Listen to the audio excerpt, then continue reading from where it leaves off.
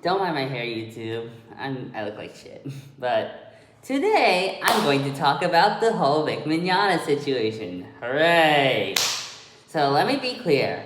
I do not stand with Vic Mignogna. I am a member of Kick Vic. Because Vic Mignogna is a creepy sexual predator who's been sexually harassing people. And then, he doesn't change his behavior. He's been, playing the victim card and all this. Anyway, let's move on. And then, so, allegations came forward that he was accused of sexual assault. And then, after the allegations came out, Rooster Teeth cut ties with Vic. They fired him. And then, Funimation cut ties with Vic. And then, a lot of people started this IStandWithVic, were so angry, they started defending Vic and, harassing, his colleagues, Monica Rial and Jamie Markey, Amanda Willingly, Cara Edwards, Christopher Sabat, Sean Schimmel, DC Douglas, several others who spoke out against Vic. And, Vic even, told his fans, to stop harassing those people, but they didn't listen.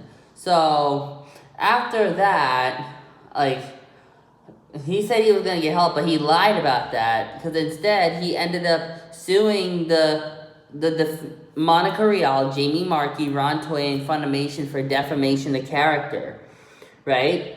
But then, he lost a lawsuit. All the claims got dismissed because, he didn't have any evidence on them, you know?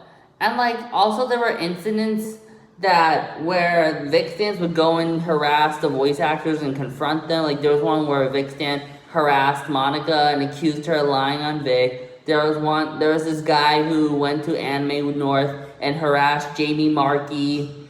There was one where Vic stan harassed Christopher Sabat and Sean Schimmel, accusing them of backstabbing Vic, even though they didn't do that. And then, after the Jamie Markey Anime North incident, Mars Girl took a screenshot of one of the death threats she received and, posted on Twitter, because, she's the one that started the Kick Vic movement, and, she was receiving daily death threats from IStandWithVic people, you know? Which is true, because, when it happened, I saw people on the IStandWithVic side sending death threats to the people who were coming out and saying stuff like, Vic did this to me. And then Vic had to come out of his silence, and he told people to stop harassing other people and throwing death threats. And I saw a comment from the Vic stan saying, okay, we're going to go back to the death threats. And then 5 months ago, I received a death threat on DeviantArt where a Vic stan told me to go kill myself, call me all kinds of curse words, call me a lying, cloud-chasing SJW, you know? And, what really gets me about this Vic situation is that everyone made a big deal about Monica Rial, Jamie Markey, and several others for speaking out against Vic. Chances are there's going to be stories about people being sexually assaulted all the time. You're going to be hearing about that. So, why are you Vic stans making a big deal about Monica Rial, Jamie Markey, and several others, especially members of Kick Vic, speaking out against Vic? They were fighting for what was right. You know, you guys can't acting like this is something bad and you guys can't let it go. No, you Vic stans are in denial.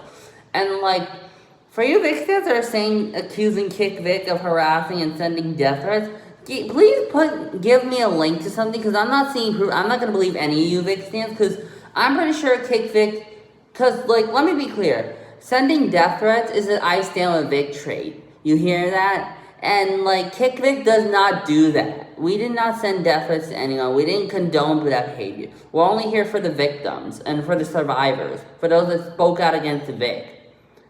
Okay?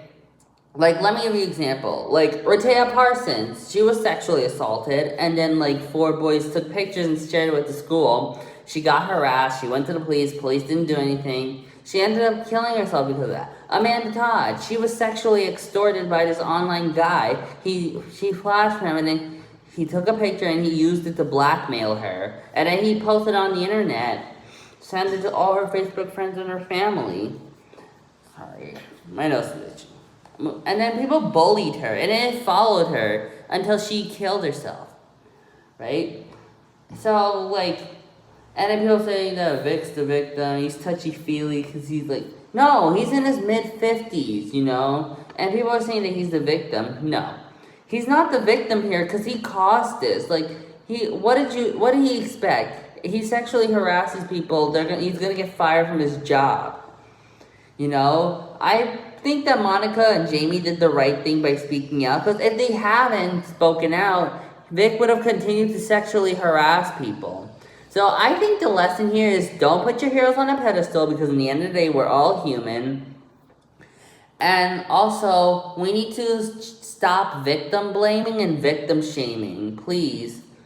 Let's try and make a difference, because it got to the point where people who were doing that I Stand With Vic thing were sending death threats to the people who were coming out and saying stuff like, Vic did this to me. And then Vic had to come out of his silence and be like, can you stop harassing other people and throwing death threats? And also, the Vic stands on YouTube are making like a bunch of clout chasing videos about Kick Vic and all that, accusing us of falsifying evidence and photoshopping things. We did none of that. We didn't do any of that, okay? The Vic stands are in denial, okay? We didn't do Photoshop no evidence, or we didn't like falsify anything. Why would we? We have no reason to. So I don't want to do this for too long, so let's try and make a difference, okay? Let's try and make some positive change. Rant over.